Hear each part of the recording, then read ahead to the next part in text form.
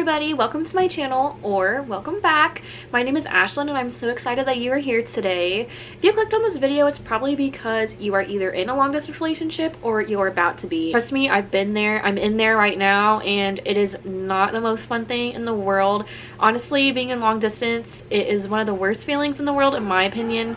I feel like it can be super hard and super draining and just super irritating. My story is I'm a military wife. My husband's in the Air Force. We were high school sweethearts and we had done long distance for quite some time. So whenever I left for college, he left for the military. We graduated at the same time. We went to different schools, but we graduated the same year. And so we had done long distance for almost a year and a few months because I was in college, and then that's when COVID hit. And so we were planning on getting married soon, but then COVID hit and like literally all the plans got changed.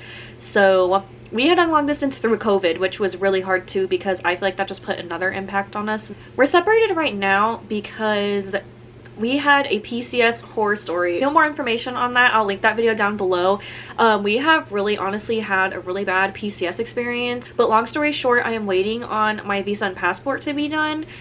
So my husband is actually in Aviano, Italy right now, and I'm stuck at home in Texas, and I'm just waiting for that to be done until I can go over with him. So we have been doing long distance for almost a month now, which is crazy to me because I didn't think it was going to take this long, but here I am. Since I am pretty experienced with long distance, I kind of just wanted to share my tips for y'all if you are, you know, going through one like I said, or you're about to. I feel like these tips are something that I've learned over the years, and I'm sure it's something that other military wives and other people that are doing long distance has learned over the years, and I just really wanted to share them with you because since I'm going through long distance too, I feel like this is a reminder for myself as well. So let's get started. So my first one honestly is probably one of the more important ones, and this one is to talk and communicate, but not too much. When you're long distance, you're like, I constantly need to talk to them, I constantly need to FaceTime, I need to call them, text them, Snapchat them, like everything. That's something that we have totally done before too, but then we realize that like these expectations are not going to be met because obviously there's going to be things where I'm going out with friends or family and he's having to work and he's having to go out and do things. So it's just not realistic, and it honestly can cause problems because then you get this mindset of being like, oh, I'm going to call and text all the time. And honestly, if you do that, you're going to run out of stuff so fast to say. It's just going to be very repetitive, and it's just gonna, you're just going to get irritated with each other because you're not really going to have anything to talk about. I highly suggest having a schedule. So whether that be, you know, you talk in the morning for a few hours, or you talk at night, or during the day, whatever time works best for you. My husband right now, like I mentioned, is in Italy, and he's 7 hours ahead. So typically it's easy for me to talk to him when I wake up in the morning because that's kind of dinner time for him, and then we talk for a few hours, and then I feel like that works best for us. So really just find like what time is best for y'all to do that and have structure. That way you don't have multiple plans also going on once at the same time, and you kind of have that set time where you're set for each other. And I'm not saying that you can stray a lot from that, but I'm just saying like don't focus on texting them and calling them and FaceTiming them all the time because it will get tired really fast, and I feel like that's personally how fights can start. So just talk to each other, communicate, but don't feel like you have to 24/7. So my next tip that I have is to have dates, which I know it is hard, but even when you're married, it is very important to have dates and like still learn your partner, if that makes sense. Like you still want to, you know, learn more about them, and you want to become closer to them, and you know, going on dates is like a really good way to do that. And obviously if you're not physically together, that's really hard. So what I recommend is to kind of have like dinner dates.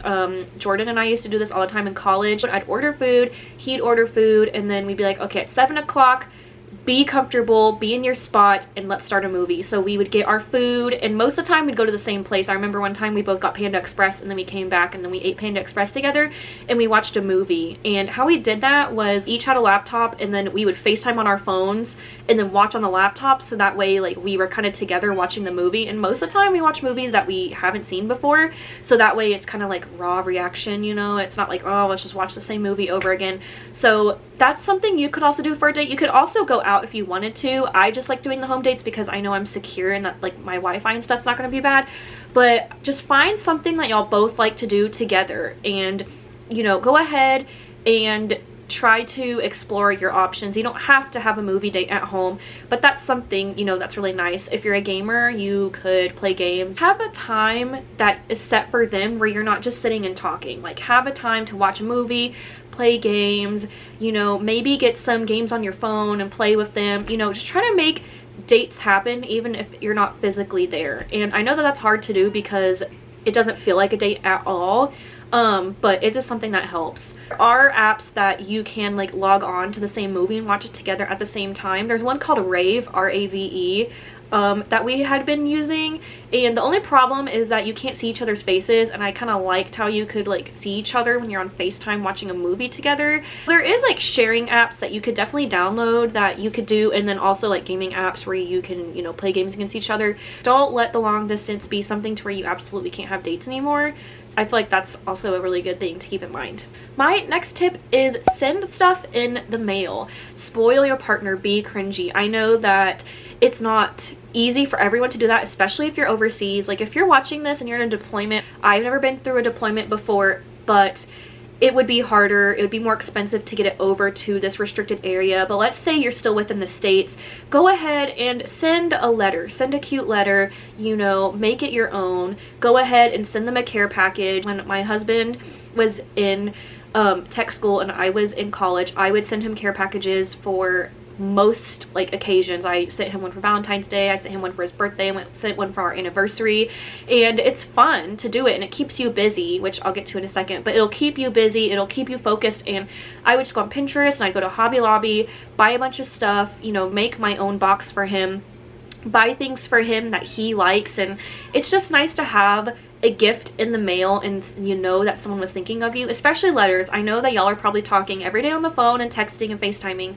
but letters are just something that's so intimate and so sentimental that I feel like even just writing like a short little letter, you know, saying how much you feel for them and how much you miss them, having that in person is really special. You know, it's just a great thing to go to the mailbox and see that your significant other was thinking about you.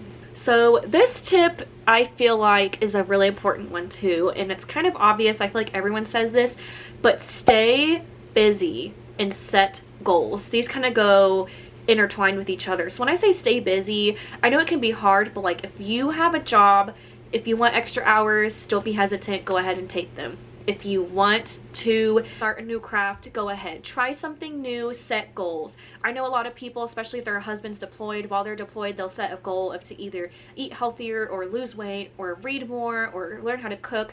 Just things like those. It will definitely take your mind off of it, and then when they come home or when y'all see each other again, it will make you feel a lot better because you're kind of like, now I've seen them and I've accomplished a goal. During COVID, while my husband and I were apart, I ended up losing about 30 pounds and I really wanted to get healthy, so I ate healthy and I started exercising, and that was a goal that I set for myself. And when I finally met my husband back, it was really great to have seen him and have met a goal that I have wanted to meet for a long time. Staying busy obviously is one of the most important things. If you don't have a job, go and find a hobby, you know, go spend time with friends, go spend time with family. I know it's hard because even when you're busy, I don't really think people understand this, but even when you're busy, you're still thinking about that person. Like when you're busy, it's not like your mind's completely off of it, but it really does help, because if you're sitting around and you really don't have anything to do and you're just dwelling on how upset you are over your situation, it's going to be a lot harder to be happier, and it's also going to rub off on your partner, because I know that when I am upset, when I talk to Jordan, I tend to sometimes take out my emotions on him, and he does the same thing to me. So I feel like it is very important to just keep busy and kind of keep those emotions straight so that you're not like, you know, focusing on that the whole time. And, you know, set a goal. Make sure that your goal is realistic. Obviously, you don't want to, you know, become an Olympic swimmer while they leave if you don't know how to swim. So just keep a very realistic set goal. You've wanted to spend more time with family and friends, like now is the time, you know, so go ahead, set a goal, learn something new, just stay busy so that you're not dwelling on the situation that you've been stuck in. My next one is to give reminders to your partner. So I feel like when you're talking to people long distance, your conversations can get kind of repetitive, and you know, you feel like you're saying everything over and over again. But trust me, just reminding them, even just out of the blue, being like, hey, you mean a lot to me, or you're really special, and you know, I know this is hard, but we can get through it. Just little reminders like that really get you through. And even remind yourself, get little sticky notes and leave compliments for yourself around your room and being like, you're doing a good job, you know, you can get through this. And just keep reminding your partner that, even though if it gets repetitive, it's something that you're gonna have to hear, you're gonna need to hear, and it's something that your partner needs to hear as well. Because if you're over here and you keep just talking about the weather and how your day has been, but you don't constantly remind them that, you know, this is hard but we can get through it, and that, you know, the time is coming eventually that we will see each other, then it's gonna be a little hard and you're gonna be a little upset. Make sure that you're constantly reminding them and yourself that this is a temporary thing and that eventually y'all will be together in the end. Another tip that I have is to join a Facebook group. So if you are a military spouse, go ahead and join a Facebook group with other wives. I believe there's long distance Facebook groups too, and there's like girlfriend Facebook groups for military, there's wives. If you aren't military, I am part of a group, I believe, that is just long distance, and no matter what your situation is, military or not, it's just like a group where you can just vent and talk about your long distance issues. And I feel like that is very important because, like I mentioned in my past one, keep reminding yourself that it's not impossible, but sometimes it really does feel like it's impossible, that this day is never going to come, and that, you know, that it's really, really hard. And going to those Facebook groups and scrolling through and seeing that you're not the only one that's going through this, and for you to be able to rant on there and express how you feel without taking it out on your partner, just seeing that there's other people in the same boat as you is really, really comforting. If you can find those people and those Facebook groups, trust me, it'll make you feel 10 times better. I love having Facebook groups. I go to Facebook groups almost every day and just look and know and remind myself that I'm not alone. Join multiple groups, join as many groups as you want.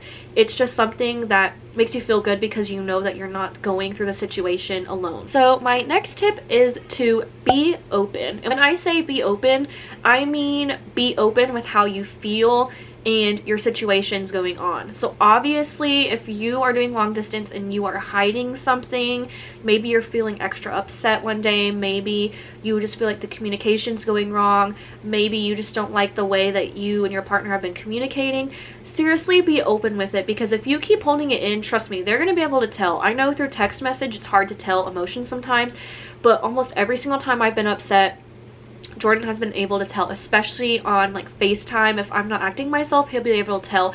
And hiding it is just nothing good. I mean, this is even just a marriage tip in my opinion. You need to be open. You need to express how you feel. If you have problems, you need to talk through them.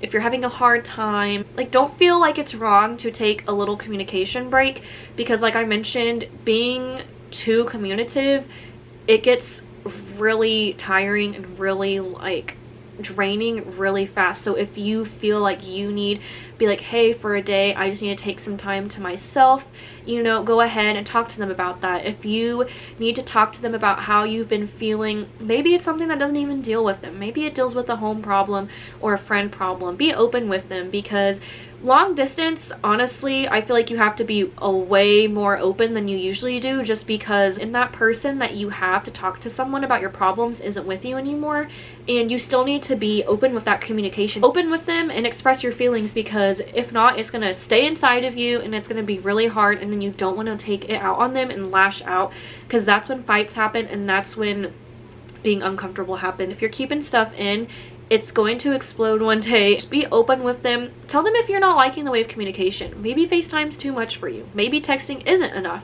You know, be open about that, because you need to be satisfied and they need to be satisfied too. My last tip that I'm going to share with y'all is also a very important one, which I keep saying that, but I feel like this one is really important too. Stay out of toxic situations. So when I mean a toxic situation, I mean, I personally don't go out really. I'm just a homebody. But let's say like your crowd is, I want to go out to the bar and to the club and I just want to enjoy my time, you know, and I want to go out. Obviously, I feel like if your partner is not there, they might not like that. Every couple is different, but when you're doing long distance, I feel like doing stuff like that can be a little bit iffy, because you don't want your trust to sway, and I'm not saying that your trust won't, but just staying out of those sticky situations is going to help a lot. Even, you know, if your partner have like the best of trust, there can be some jealousy, there can be some miscommunication. A lot of people will trust their partner, and yes, you have to have trust, but just being in those situations can just get so sticky so fast. And if your partner is fine with you going out and doing your own thing, then go ahead.